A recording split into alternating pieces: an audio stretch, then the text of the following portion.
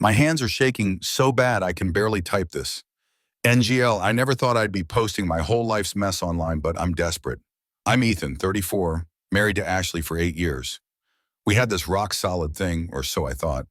But lately her phone has been glued to her hand, face down, and honestly, I just found something I can't unsee.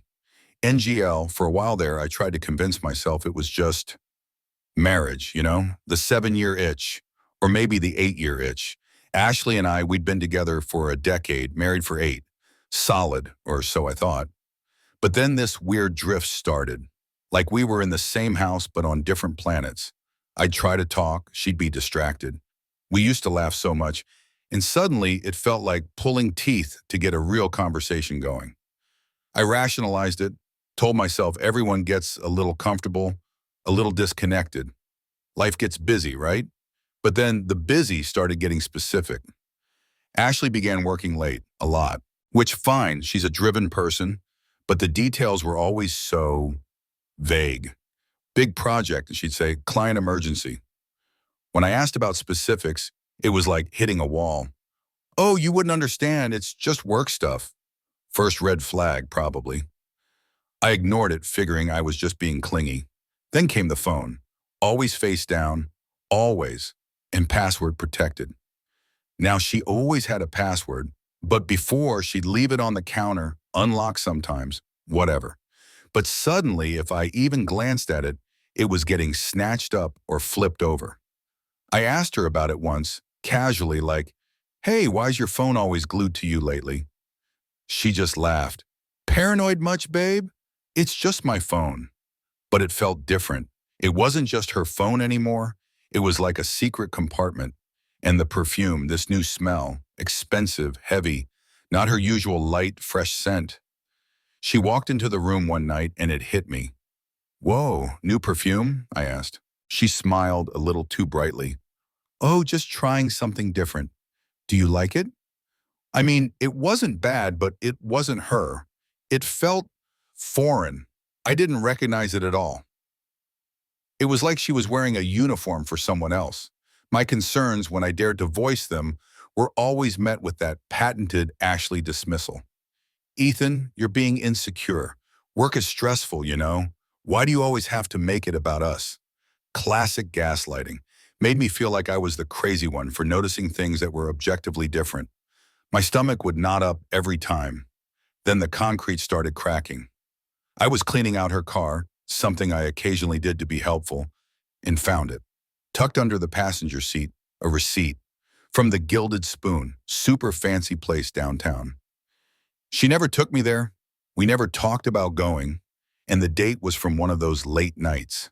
My hand started shaking then, NGL. I shoved it deep into my pocket. My mind raced, trying to find a rational explanation. Business dinner? But then why hide the receipt? Why not mention it? The intimacy died too, or at least her interest in it. Too tired, too stressed. Long day. It became a constant refrain. At first I was understanding. Work can be draining, but it went on for weeks, then months.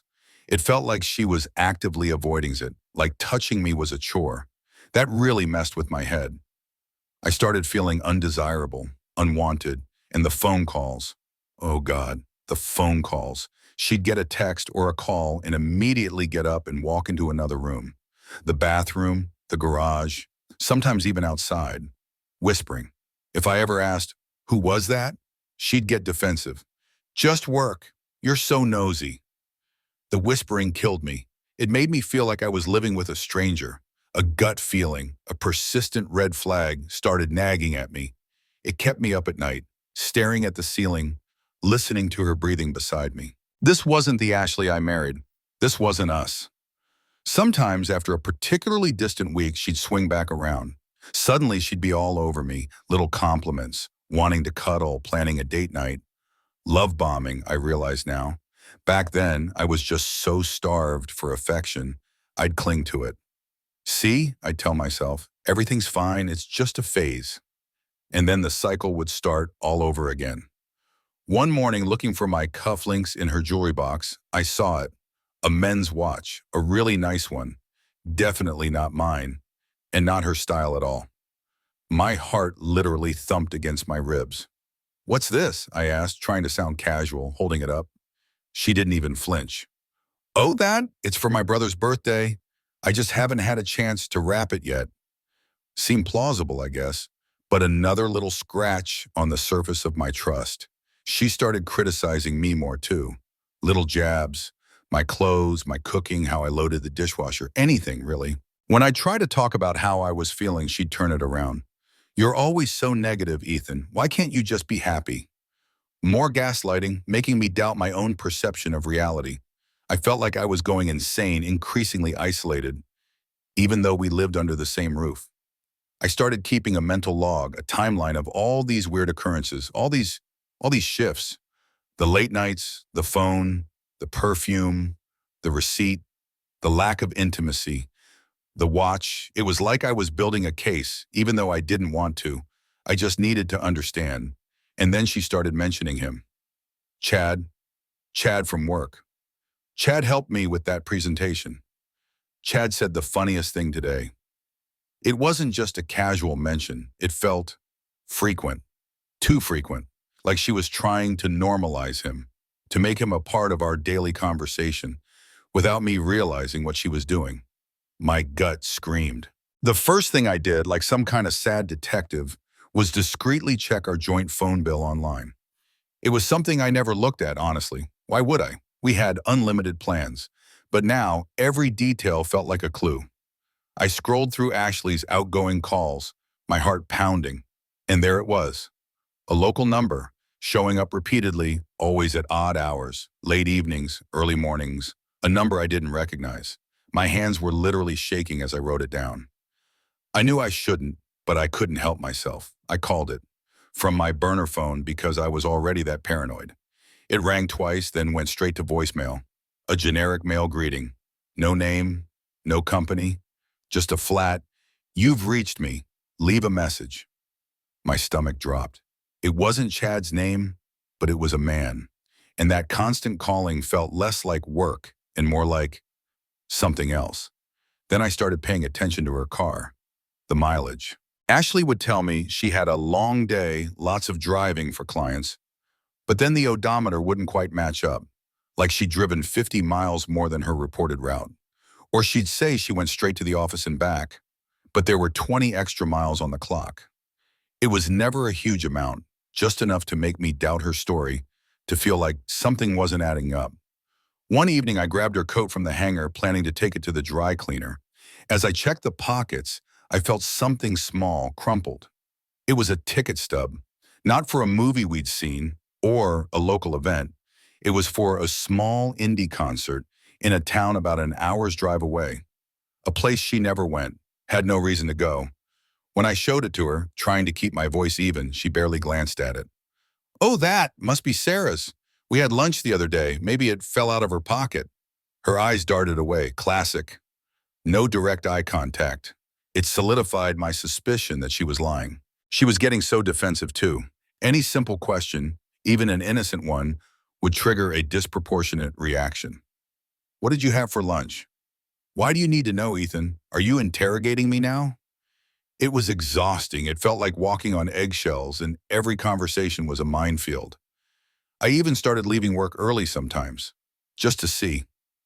I'd speed home, park down the street, and watch our house, like a stalker. NGL. I hated myself for it, but I needed to know. I never saw anything. She was always home when she said she'd be, or arrive shortly after, but the paranoia was eating at me. Then I checked her credit card statements, our shared account, and there were charges from places she never mentioned. A coffee shop in that same town where the concert ticket was from. A florist. Not for me, not for a family member.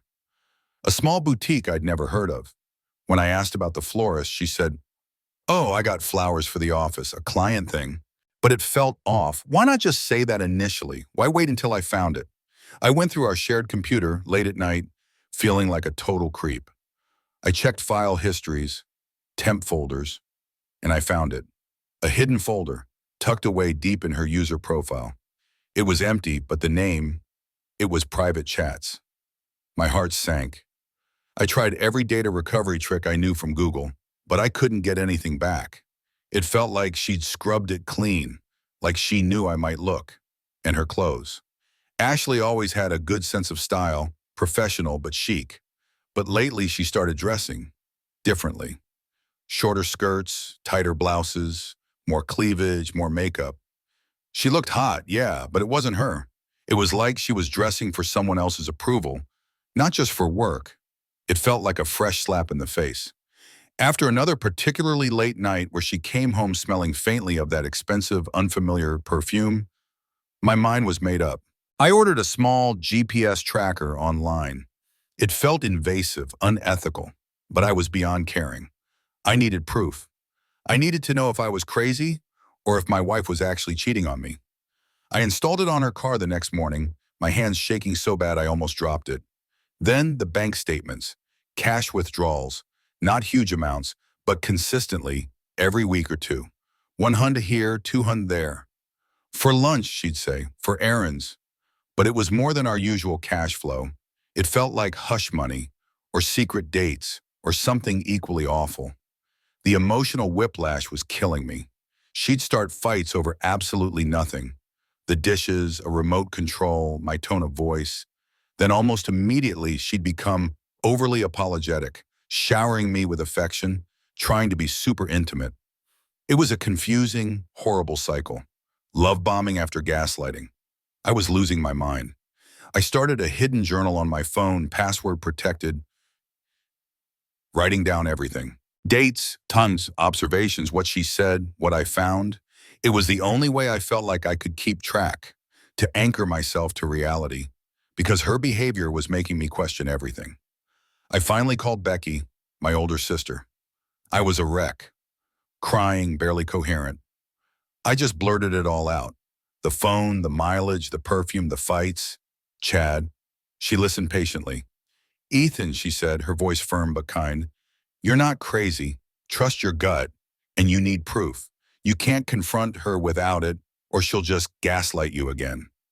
Her words were a lifeline, a tiny spark of validation in my spiraling chaos. The GPS tracker was both the worst and best thing I ever bought. Every night after she'd leave for work, I'd check it. And every night after about an hour of her being at the office, the dot on the map would veer off. Not home, not a coffee shop. It was always the same damn apartment complex, about 20 minutes from her work, in a neighborhood I barely knew. She'd stay there for hours, sometimes until well after midnight. My stomach churned. This wasn't errands. This wasn't stress. I cross-referenced the complex location with the area code of that unknown phone number it had found on the bill. Bingo. Same exact area. The pieces were starting to fit, forming a picture I desperately didn't want to see. Becky had given me a PI's name, Gus, a no-nonsense guy. Calling him felt like admitting defeat, like my marriage was officially over. But I knew I couldn't do this alone. My voice was tight as I explained everything, feeling a deep, heavy knot in my stomach. Gus was calm, professional.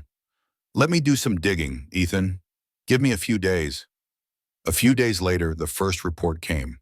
Grainy photos, not super clear, but clear enough. Ashley and him, Chad, standing outside that apartment complex, laughing, too close for just colleagues. My breath hitched in my throat. This was it, the first undeniable shred of proof. I tried one last time, an idiotic, desperate attempt to give her an out. Hey, I said, trying to sound casual over dinner. I noticed you're taking some detours after work lately. Everything okay? She didn't even flinch. Oh yeah, just running errands, grabbing coffee sometimes. You know, client stuff. Her eyes still didn't meet mine. The lie was so effortless, so practiced. I felt a cold anger start to simmer beneath my skin. Then Gus sent more photos. These were clearer. Leap on and then by holding hands, entering that damn apartment complex together, hand in hand. My world tilted. It wasn't just errands. It was an affair. The denial, the faint hope I'd been clinging to shattered into a million pieces. I needed more. I was obsessed. I installed a tiny hidden camera in our living room, aimed at the couch where she often took her private calls. I wanted to catch her in the act, talking to him, confirming everything with her own words. I felt sick doing it, but I felt even sicker living this lie. One afternoon, I was cleaning out the car again, just going through the motions. And there it was, in the back seat, tucked under the floor mat, a single delicate earring, not Ashley's. I knew her jewelry. This was different, fancier. My stomach dropped. A cold dread settled over me. Had he been in my car? Had they been intimate there? The thought made me want to be in. Gus came through again. He'd identified Chad, full name, address, job title, a senior manager in Ashley's new department, and he was married, with 2 kids. My chest tightened. So she wasn't just cheating on me, she was involved with another married man. It made it so much worse somehow. The web of betrayal felt suffocating. One evening, Ashley left her tablet open on the counter. I shouldn't have looked, but I did. A text notification flashed across the screen. "Can't wait for tonight, my love." My blood ran cold. Before I could even fully process it, she walked back into the kitchen, saw me looking, and snatched the tablet, quickly deleting the message. But I'd seen it. Love. Not babe, not honey. My love. It ripped through me. That night, I painstakingly went through the tablet's trash, the recently deleted files, and I found them. Not the full chat, but enough snippets. Thinking of you. Missing you. Tonight was amazing. See you tomorrow. All from Chad. All intimate. All deleted. My suspicions were no longer suspicions. They were facts. The next morning, Gus sent the final nail in the coffin. Video footage. Clear, undeniable video. Ashley and Chad in a parking lot, kissing passionately. His hands on her waist, hers around his neck. It was unmistakable. It felt like someone had punched all the air out of my lungs. I watched it 5 times, numb, unable to believe my eyes. Then a weird email landed in my inbox. Anonymous. "Your wife Ashley and Chad, last name, are having an affair. They meet at his apartment. You should know." It even mentioned specific dates. Later, I'd find out it was a disgruntled coworker of Chad's, fed up with their blatant office affair. Another confirmation, another twist of the knife. I also found it, a secret Instagram profile. Ashley had another account, private, and her only followers were Chad and a few other accounts I didn't recognize. Pictures of them, discreetly taken, but definitely them. Subtle captions that, in hindsight, were clearly about their secret love. The initial shock, the nausea, the desperation, it all coalesced into something cold and hard. Anger, a quiet, determined anger. No more games, no more pretending. I had the proof and I was going to use it. I spent an entire afternoon printing everything. Photos from Gus, GPS logs meticulously highlighted, copies of bank statements with the unexplained withdrawals and fancy dinner charges circled, screenshots of the recovered texts from her tablet, even the anonymous email. I organized it all into a thick, horrifying file. Each page was a stab, a confirmation of the lie I'd been living. My hands were steady now, fueled by a cold resolve. I waited for her to get home that evening. She walked in cheerful, asking about my day. "We need to talk," I said, my voice flat. She looked at me, a flicker of something in her eyes, then shrugged. "Okay, what's up?" I led her into the living room where the file sat on the coffee table. I didn't say another word. I just slid the folder across to her. Her eyes scanned the top page, a photo of her and Chad, holding hands entering the apartment. Her face went from casual to utterly, shockingly white. Every ounce of color drained from her cheeks. She looked like she'd seen a ghost. "What is this?" she whispered, her voice barely audible. "What are you doing, Ethan?" "What does it look like, Ashley?" I replied, my voice dangerously calm. "It looks like a year of lies. It looks like you cheating on me." She slammed the folder shut. "This is insane. You're stalking me? Are you out of your mind? This is harassment." She immediately went into defense mode, gaslighting me hard. "You're paranoid, Ethan. You've been acting crazy for months. This is all in your head." But I was ready. I leaned forward, my eyes locked on hers. "Don't even try it, Ashley. I have everything. every text, every call, every location, pictures, video. Don't insult my intelligence. I pulled out a specific photo, a clearer one of her and Chad kissing. Is this also in my head? The fight left her then. Her shoulders slumped. The defiance crumbled. She started to cry, silent tears at first, then racking sus. Ethan, I'm so sorry. I didn't mean for this to happen. How long, Ashley? I asked, cutting through her apologies. My voice was a steel trap. How long has this been going on? She hesitated, looking away. A few months? Maybe 6? My gut screamed bullshit. Don't lie to me again. Tell me the truth. Gus found photos from over a year ago. Those credit card statements?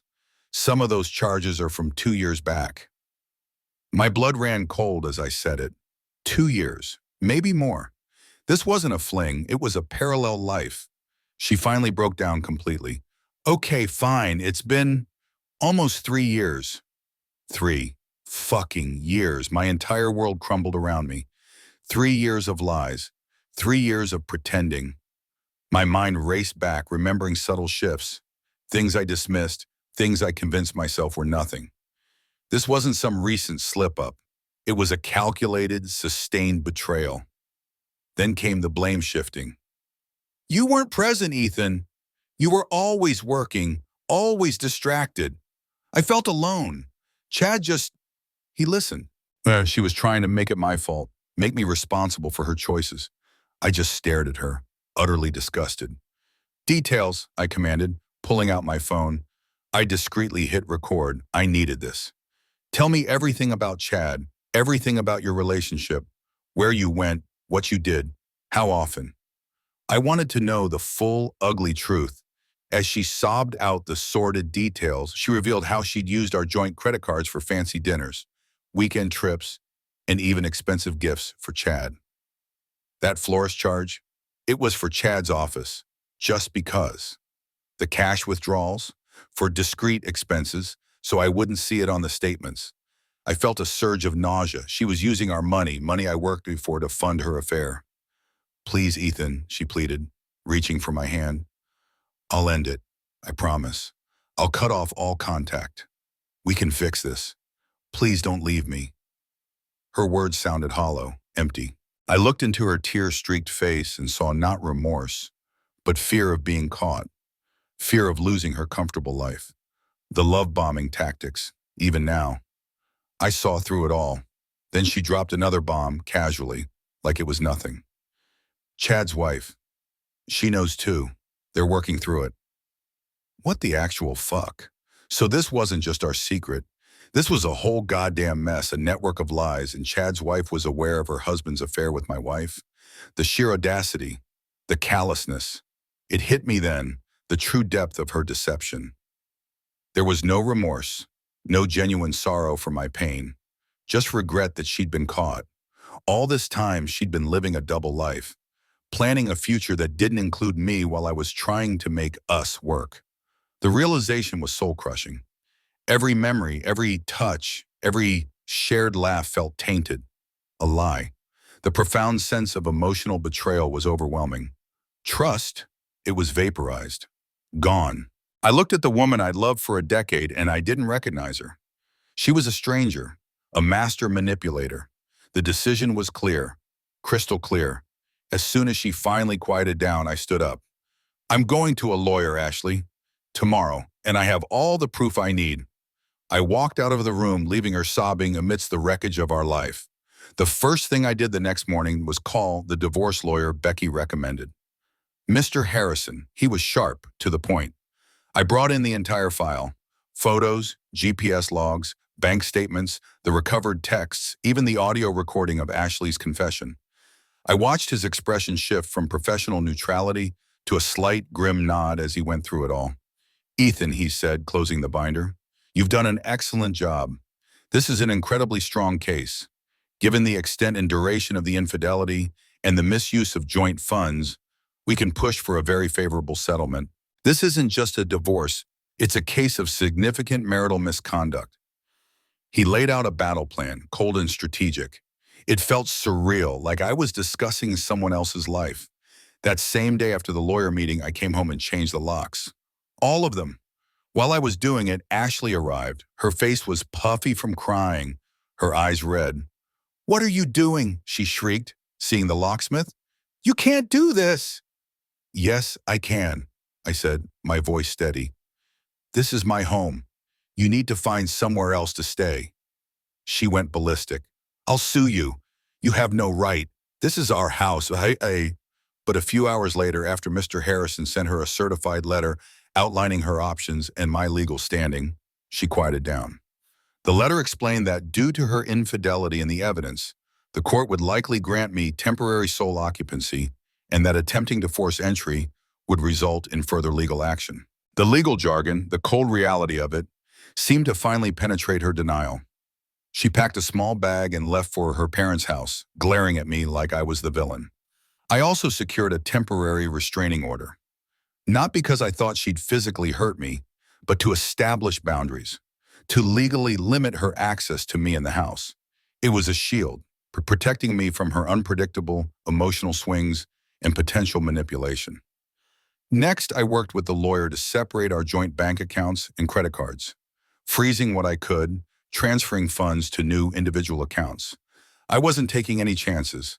I was done being financially drained by her affair. The hardest part maybe was telling her parents. They were like a second family to me. I called them, my voice cracking as I explained. Her mom started crying immediately. Her dad, quiet and stern, just said, "We'll talk to her, Ethan. This isn't right." A few days later, her mom called me back, heartbroken. Ashley had admitted everything to them.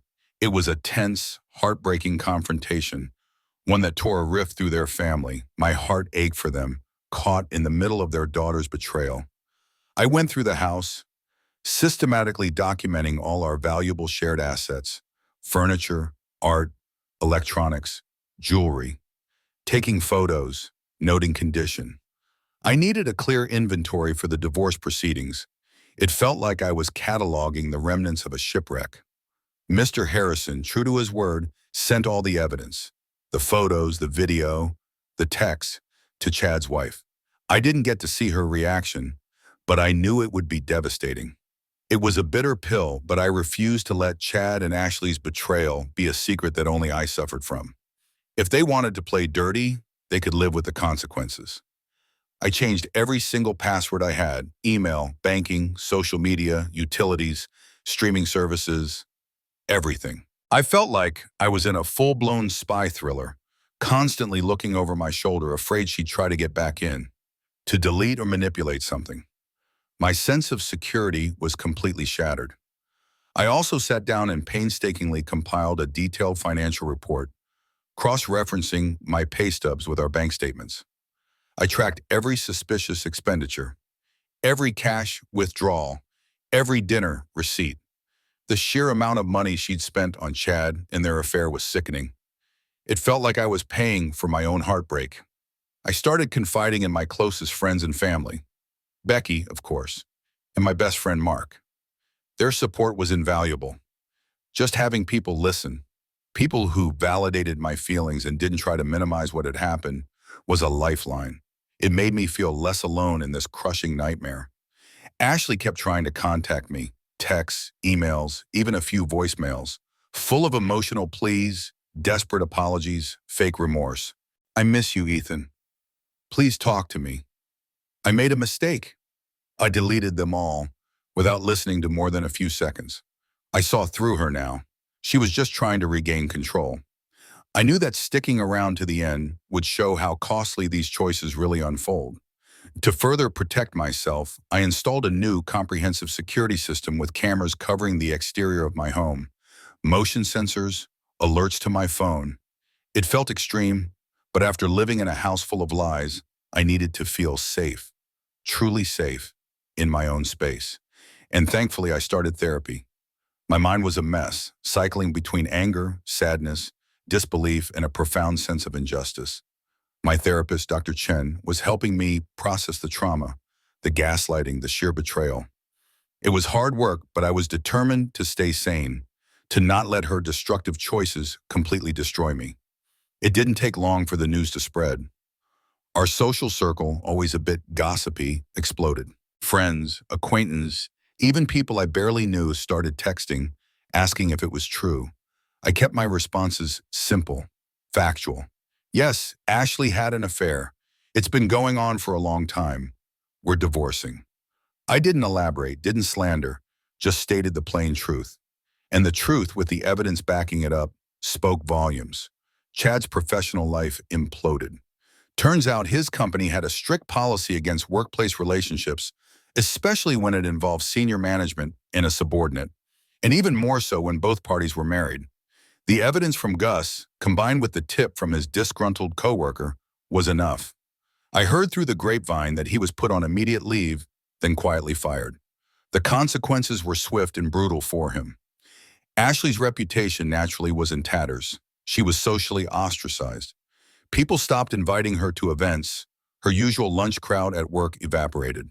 Even some of her own friends started distancing themselves. It was tough to watch, but NGL, a part of me felt a cold satisfaction. She brought this on herself. Of course, she tried to flip the script. She started telling anyone who would listen that I was abusive, controlling, that I had driven her into Chad's arms. She tried to paint me as the villain, a paranoid stalker. But I had the receipts, literally. My lawyer had already sent out preliminary filings, and the evidence was robust. Her attempts to smear my name fell flat, quickly discredited by the mountain of facts. Chad's wife filed for divorce too. That made it even more real, even more public. It was no longer just Ethan's crazy suspicions. It was two marriages destroyed by their affair. It validated everything I'd been saying, everything I'd been feeling. My sister Becky was a warrior. She was my fiercest defender, publicly shutting down any negative narratives Ashley tried to spin. If someone mentioned a rumor Ashley had started, Becky would calmly but firmly lay out the facts. Ashley chose this, she'd say. Ethan didn't deserve any of it. Her support meant the world. Then Ashley lost her job. The official line was restructuring, but I knew it was more than that. Her affair with Chad had created a toxic environment, ethical concerns, and a general air of unprofessionalism. Her company, wanting to protect its image, let her go. It was another consequence, another domino falling. I started receiving messages from unexpected allies, people I barely knew, former colleagues, even some of Ashley's own distant relatives. They expressed support, empathy. I always thought something was off, one message read. So sorry you're going through this.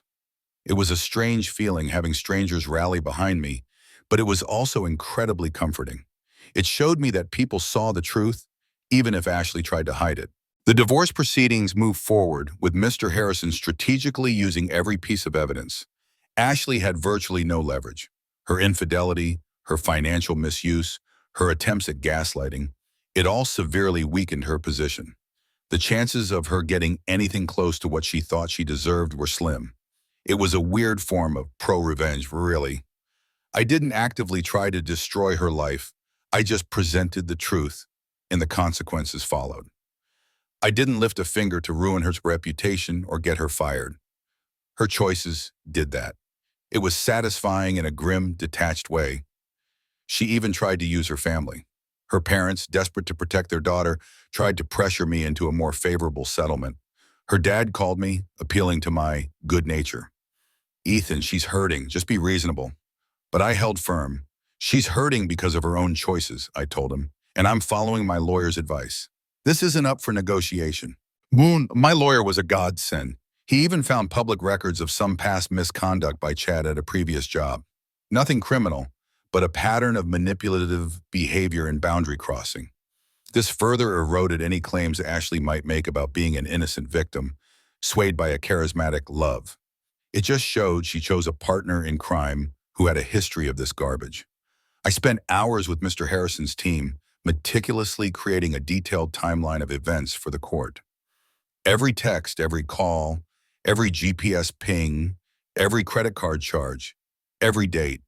It was a cold, hard chronicle of Ashley's calculated deception, laid bare for the judge to see. There was no escaping the truth now. The financial discovery process was brutal. Mr. Harrison and his team started combing through everything: bank statements, tax returns, investment portfolios. And that's when they found it. Not just the affair-related spending, but significant hidden assets Ashley had been secretly accumulating for years. It wasn't just about funding her dates with Chad. She had been siphoning off funds from our joint accounts for a long time, stealthily, gradually. Small amounts at first, then larger ones. Enough to go unnoticed by me, but not by a forensic accountant. She had a whole hidden bank account, a separate life raft, filled with money taken directly from our shared finances. My lawyer called me, his voice tight. "Ethan, we found evidence of Ashley selling some items. Are you missing any personal belongings, particularly family heirlooms?" My blood ran cold. I thought back to my grandmother's antique locket, a small silver piece that had been in my family for generations. Ashley had lost it years ago, claimed it must have fallen off during a movie. I felt a surge of pure, unadulterated rage. And it got worse. Mr. Harrison discovered evidence that Ashley had forged my signature on financial documents related to her secret investments, setting up accounts, moving money around. This wasn't just civil, this was criminal. Fraud. "We need to contact the police, Ethan," Mr. Harrison said, his face grim. "This is serious. This isn't just a divorce anymore." The idea of Ashley facing criminal charges was overwhelming, but after everything, I felt a detached sense of justice. She deserved to face the full consequences of her actions. Ashley's legal team, in a desperate move, tried to argue that I was mentally unstable, using my detailed documentation in the GPS tracker as evidence of my obsessive, paranoid stalking. They tried to paint me as the unstable one, gaslight me in court, just like she did at home. But my meticulous records, every date, every time, every piece of hard evidence, combined with Gus's professional reports, easily countered their wild claims. Mr. Harrison tore their arguments apart. One evening, while getting some old photo albums out of a rarely used drawer, I found it, a small tarnished key. It didn't belong to any lock in our house. Tucked behind it was a slip of paper with a bank name and a box number. A safe deposit box. My gut told me it was Ashley's. I immediately informed Mr. Harrison. He obtained a court order. Inside, more incriminating documents. Deeds to small properties she'd bought, old investment statements, and even a detailed plan for her future endeavors, none of which included me. It was a blueprint for her escape, all funded by me. Ashley tried one last desperate attempt at reconciliation. Through her lawyer, she offered to give me a substantial portion of her hidden assets, everything she'd siphoned off if I would drop the fraud charges and settle quietly. "She says she wants to make amends, Ethan," her lawyer said, almost sympathetically. But I refused. Absolutely not. This wasn't about money anymore. It was about principle. It was about holding her accountable. Mr. Harrison, a seasoned divorce lawyer who had seen it all, admitted he was shocked by the sheer scale of Ashley's financial manipulation. "This isn't typical," he told me. "She's been planning this for years. This was a long game for her." That's when it truly hit me. The marriage wasn't just a recent betrayal. It was a long con. Years of feigned affection, shared dreams, while she systematically drained our resources, building her own secret empire, all under my nose. It wasn't just infidelity. It was calculated financial abuse, a truly nuclear level of betrayal. My entire perception of our life together, our history, was a lie. I remembered the missing family ring again, the one she claimed was lost. With the new information from the safe deposit box documents, I had a hunch. I contacted local pawn shops, giving them a description, and after a few calls, one confirmed it. They had bought a ring matching the description from a woman matching Ashley's description several years ago. I went there myself, my hands shaking as I looked at it. This piece of my family history, discarded by her for a few quick bucks. I bought it back. The rage was cold and profound. The judge, presented with the overwhelming evidence of financial fraud and hidden assets, immediately ordered a freeze on all of Ashley's newly discovered holdings. Her secret empire, built on lies and theft, was now locked down. It was a profound sense of nuclear revenge, not born of my vindictiveness, but unfolding naturally, systematically, through the cold, impartial gears of the legal system. She had meticulously built her house of cards, and now it was all crashing down, not by my hand, but by the weight of her own deception. The divorce trial was less a legal proceeding and more a public execution of Ashley's reputation. The courtroom was packed. Every day, people from our town, friends, acquaintances, even strangers were there, watching the drama unfold. It felt surreal, like a movie where I was the main character, stuck in a nightmare. Mr. Harrison was brilliant. He systematically presented every single piece of evidence. The photos of Ashley and Chad, kissing, holding hands. The GPS logs pinpointing her regular detours to Chad's apartment. The recovered texts filled with "my love" and intimate plans. The meticulously detailed financial records, showing the siphoning of funds, the fraudulent signatures, the hidden accounts. He even brought in the pawn shop receipt for my grandmother's ring. Each piece of evidence was a nail in Ashley's coffin. Ashley's defense was pathetic. Her lawyer tried to dismiss everything as marital discord and my overactive imagination, but under cross-examination, Ashley crumbled. Her answers were evasive, contradictory. She tried to deny the dates, deny the forged signatures, deny the extent of the hidden money. But Mr. Harrison had documentation for everything. Her lies became painfully obvious to everyone in the room, especially the judge. She looked less like a wronged wife and more like a cornered rat. Then Chad was called to testify. He looked miserable, his career in ruins, his own divorce pending. He tried to be evasive, but under the threat of perjury, he reluctantly confirmed parts of the affair, admitting to the apartment visits and the intimate nature of their relationship. His testimony sealed Ashley's fate. He looked directly at me once, a flicker of something that might have been remorse or just plain fear. I delivered my victim impact statement. My voice was surprisingly steady, though my hands were clammy. I spoke about the emotional devastation, the years of gaslighting, the psychological toll, the feeling of living a lie, the profound loss of trust. I talked about the financial abuse, the violation of finding my grandmother's ring in a pawn shop. I didn't yell, I didn't curse. I just laid out the raw, unvarnished truth of what Ashley had done to me, to our shared life. The room was silent. I could see some people wiping away tears. The judge's verdict was decisive. He ruled heavily in my favor, citing Ashley's egregious marital misconduct, calculated financial fraud, and willful deception. It wasn't just a divorce, it was a condemnation. Ashley was ordered to pay significant alimony, not to me, but as restitution for the financial damage she caused. She forfeited nearly all the joint assets, including her share of our home. Her hidden accounts were liquidated, and a large portion of that money was awarded to me as compensation. The judge made it clear that her actions were not just morally reprehensible, but legally punishable. And that wasn't the end of it.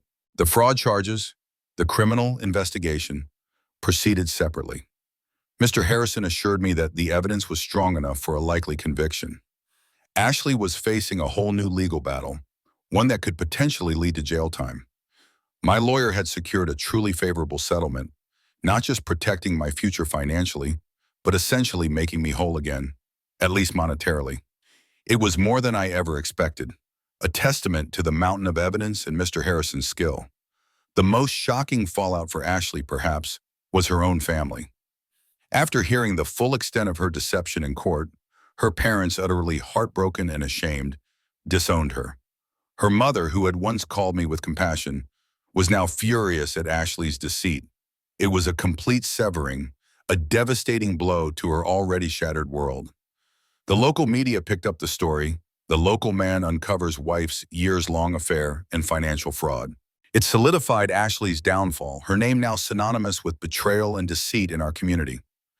I felt a profound sense of vindication, a quiet closure.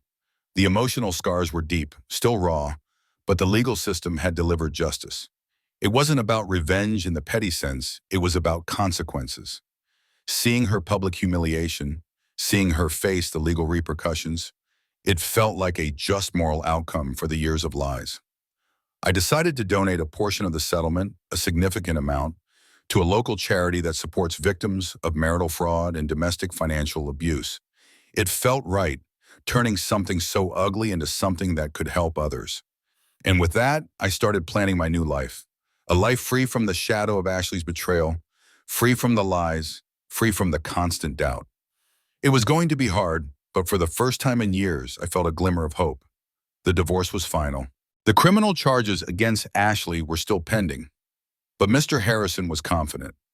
Her life was in shambles, and mine was finally, slowly beginning to heal. It wasn't an overnight fix, NGL. Some days the memories still hit me like a tidal wave, but I was committed to rebuilding.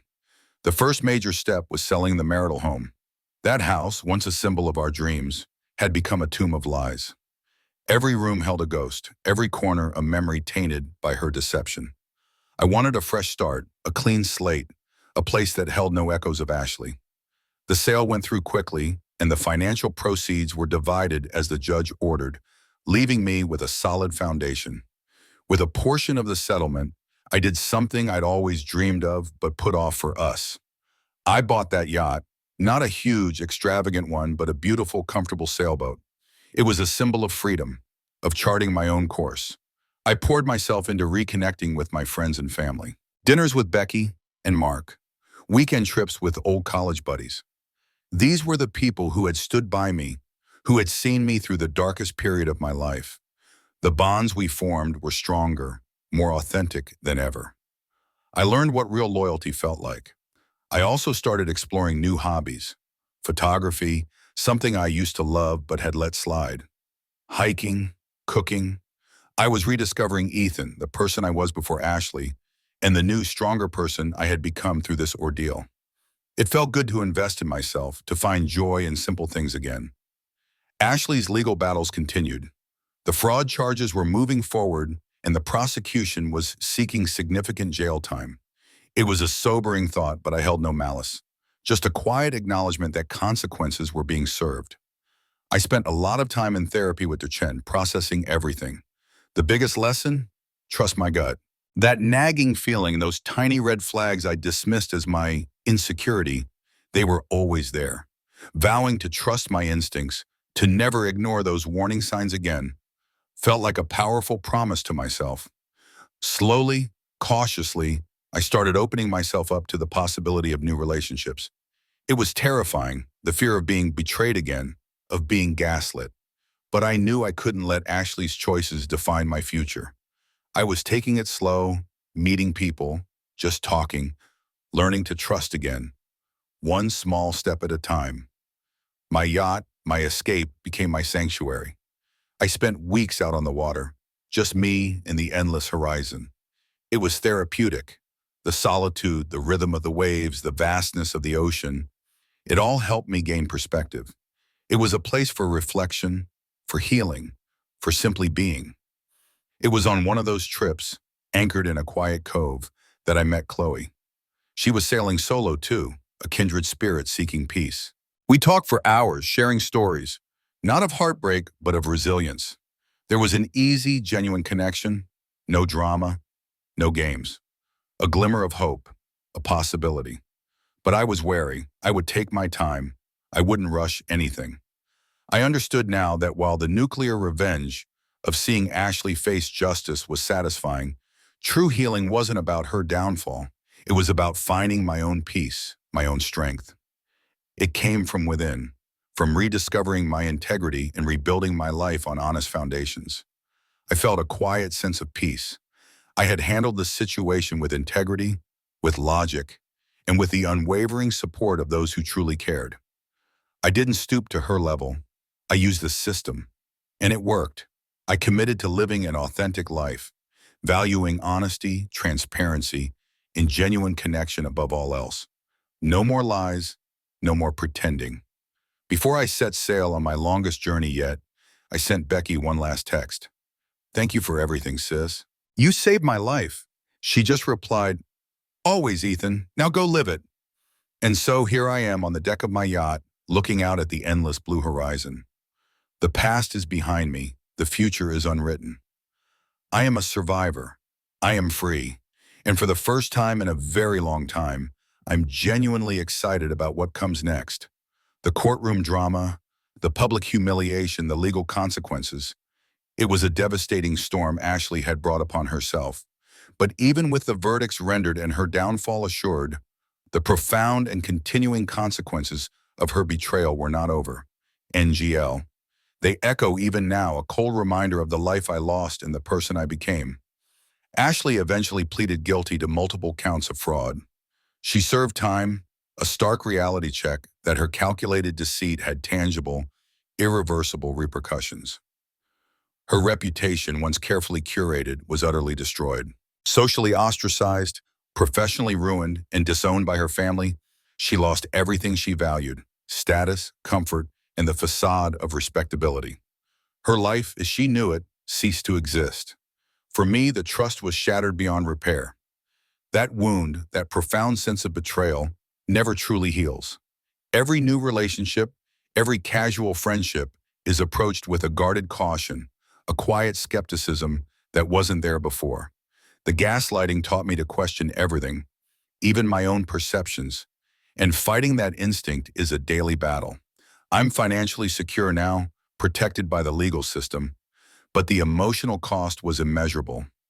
I lost years of my life, my innocence, and a fundamental belief in the goodness of people.